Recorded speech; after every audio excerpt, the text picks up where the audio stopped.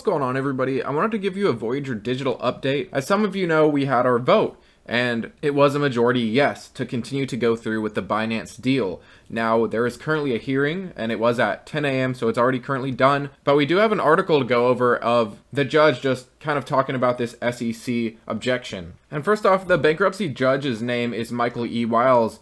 And this was one of the recent Stretto case files here. I'll leave it down below for you. But it was going into when the meeting was going to be. This happened today, Thursday at 10 o'clock in the morning. And this is just a hearing. The bankruptcy courts still do have to decide on this deal, from what I understand. But we got a quote here from the bankruptcy judge. And that was, "You come here and tell me that I should stop everybody in their tracks because you might have an issue. It's kind of a weird objection." And this was directed to the SEC. And he also says, "I get the feeling that this objection has been made as a kind of cover, so you can say later that we'll see we raised these issues," he said. "You haven't really. You have done nothing. I need to know specifics." Now, a representative of the SEC, William Updegrove, said that creditors have not been sufficiently warned of regulatory risks, but declined to take a definitive position on whether VGX was a security. So they didn't even answer and say if they believe VGX is a security or not.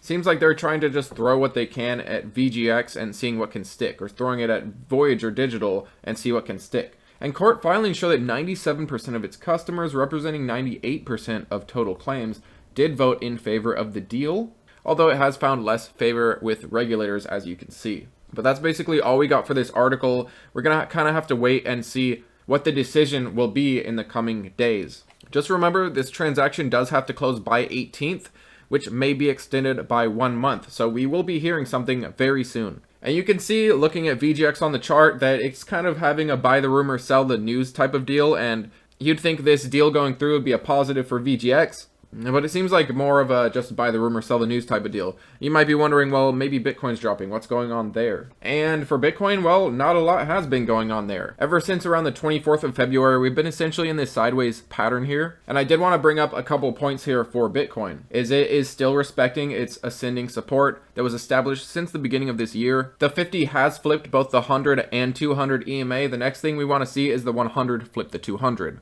The EMAs are still ascending, which is a good sign, but if we continue to go sideways, we're likely to break this pattern, so you need to watch that. And of course, if we break this pattern, we're likely to drop, which would potentially turn the EMAs downward. So we're really at this pivotal point for Bitcoin. Either we're going to break this support here and then test these EMAs perhaps, or we're going to continue up this trend line and work our way towards finally breaking 25K.